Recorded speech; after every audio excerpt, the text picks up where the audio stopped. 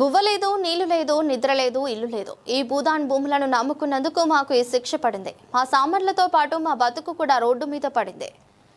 Khammam collectorate పరిధిలోని వెలుగుమట్లలో ఇండ్లు కూల్చివేతల్లో బాధితురాలి ఆవేదన. మీకు న్యాయం చేస్తామని ఒకరు కూడా రాలేదు. ఊరంతా వల్లకాడు చేశారు అంటూ కంటతడి పెట్టిన బాధితురాలు. రేకులు వేసుకొని నిన్న మొన్నటి సాంచి ఇల్లు ఇప్పుకొని ఉన్నాం. బువ్వ లేదు, బుగ్గి లేదు, నీళ్ళు లేవు, నిద్ర లేదు. ఇగో ఈ నమ్ముకొని ఈ భూదారం నమ్ముకొని వస్తే మాకు ఈ శిక్ష పడ్డది. కళామందిరంలో వేయమని అంటారు. ఇంకా కళామందిరంలో పోతానికి నా కొడుకేమో ఊరికి పోయిండు, లేడు అనుకోకుండా ఊడబీకిండ్రు. అన్ని నిప్పుకొని ఇట్లా వేసుకొని ఉన్నాయ్యా. ఎటు కళామందిరానికే తీసుకొని పోదాం అనుకుంటా. ఆకలి అయితే కాదా నాయన చెప్పు, ఆకలి కాదా దుబ్బ కాదయ్యా. లేక లేనోళ్ళం అయ్యి ఇక ఈ భూదారం భూమిని నమ్ముకొని మేము వచ్చేగో మాకు ఈ దుఃఖం ఎవడు కట్టిందయ్యా. ఈ పరిస్థితి మీద రాత్రి తెల్లవార్లు దోమలు ఒక్కదాన్ని అందరు ఎటోళ్ళు అడిపోతే ఈయన్నే మంచం వేసుకొని ఇట్టినే కొడుకు ఊరికి పోయిండయ్యా. ఇక్కడ లేడు. ఇగో సమాన్ రోడ్ల మీద ఉంది, మా బతుకు రోడ్ల మీద. ఎవ్వరు సాయం చేస్తలేదు నాయన, ఎవరు సాయం చేస్తలేదు. ఇట్లా ఇంత అన్నం తినిపిస్తారని అనుకోలేదయ్యా.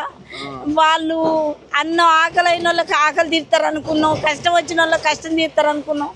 ఒక తల్లిదండ్రులు అట్టాటి పెద్దలు అనుకున్నాం, కానీ వాళ్ళు గింత దానికి ఇట్లా తయారవుతారని మేము అనుకోలేదయ్యా.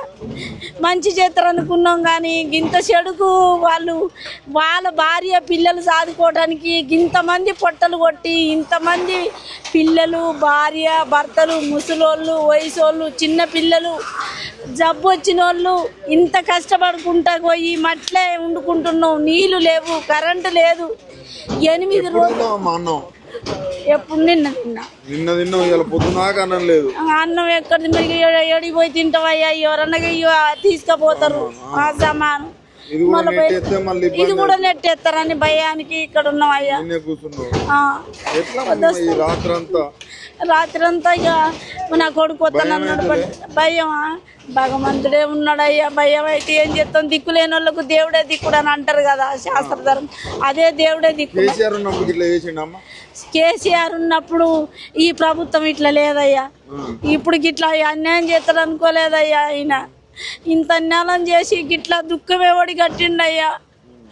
చూడు, వాళ్ళైతే పాపం ఈ కొడుకులు లేరు, ఏం లేరు. 2 బిడ్డలు, అయ్యగారులు ఎంతో కష్టపడి కట్టుకున్నారు. చూడు, ఆ భవనం కూలగొట్టాలంటే ఎంత కష్టం అవుతుందో. ఈ రాత్రి కూడా ఏం పడిపోతుంది వాళ్ళకు.